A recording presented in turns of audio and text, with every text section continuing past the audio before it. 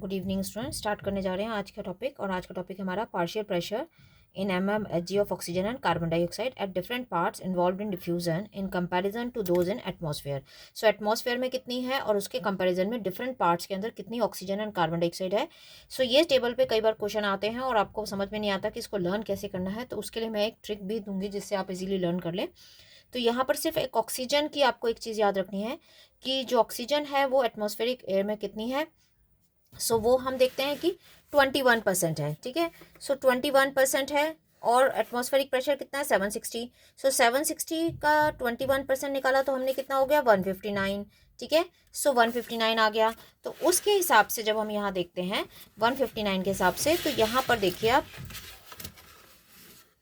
आपको ध्यान रखना है जो ऑक्सीजन है वो 159 है एटमॉस्फेरिक एयर में, और कार्बन डाइऑक्साइड सबको पता है 0.3 है। ठीक है, अब हमें क्या याद रखना है यहाँ पर एक चीज़ कि जहाँ पर भी कोई चीज़ कम है तो वो कितनी है 40, कार्बन डाइऑक्साइड के लिए स्पेशली, कि कार्बन डाइऑक्साइड अगर कम है तो वो 40 है और अगर वो ज़्यादा है तो कितनी है 45। ठीक है, तो आपको कार्बन डाइऑक्साइड का एक याद रखना है कि कार्बन डाइऑक्साइड अगर कहीं कम है तो वो कितनी है 40 और ज़्यादा है तो कितनी है 45। बस ऑक्सीजन में आपको तीन चीज़ें याद रखनी है कि 159 आपका एटमॉस्फेरिक एयर से बना, तो एल्वियोली में आते आते कितना हो गया 104 mmHg, और ऑक्सीजनेटेड ब्लड में जाने के टाइम वो बच गया 95। यानी पहले 159 था, एल्वियोलाई में 104 हुआ और ऑक्सीजनेटेड ब्लड में जाने टाइम कितना हो गया 95।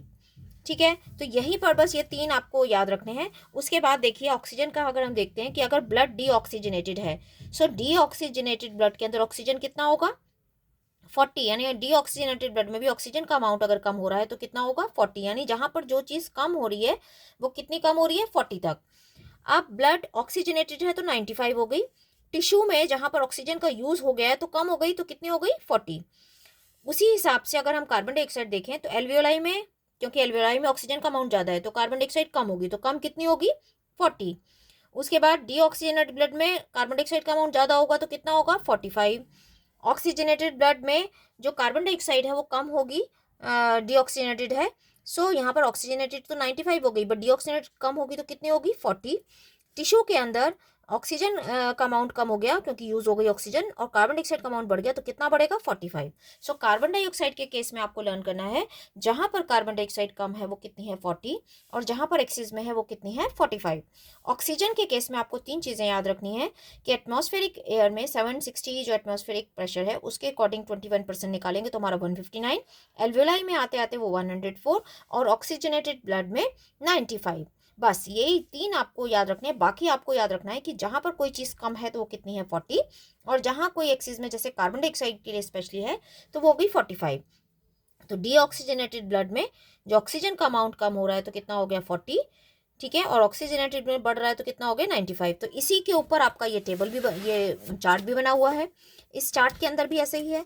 यहाँ पर देखो 104 PO2 मतलब पार्शियल प्रेशर ऑफ ऑक्सीजन।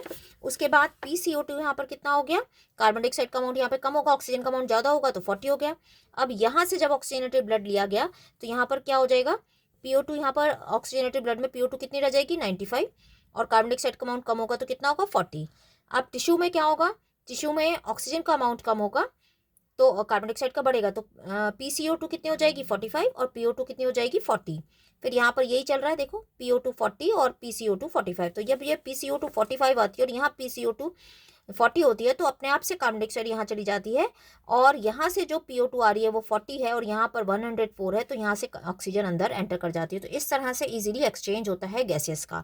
तो ये टेबल भी आपको इजीली रन हो गई कि यहाँ पर 104 था, यहाँ आते आते 95 हो गया, ऑक्सीजन को यूज़ कर लिया गया तो ऑक्सीजन कितनी बच गई टिश्यू में 40, कार्बन डाइऑक्साइड का अमाउंट बढ़ गया 45, इससे ज़्यादा बढ़ेगा ही नहीं। और यहाँ पर जो डीऑक्सीनेटेड ब्लड है वहाँ पर ऑक्सीजन का अमाउंट 40 रहेगा और डीऑक्सीनेटेड ब्लड का 45। तो 45 है, यहाँ 40 है, आराम से चली जाएगी। यहाँ पर ऑक्सीजन 40 थी, यहाँ 104 थी तो आराम से यहाँ आ जाएगी। तो इस तरह से ये एक्सचेंज होता है। बस आपको ध्यान रखना है कि कम है तो कितनी है कार्बन डाइऑक्साइड 40 और ज़्यादा है तो 45। बस ऑक्सीजन के केस में तीन चीज़ें याद रखनी है, बाहर 59, अंदर 104 और 95।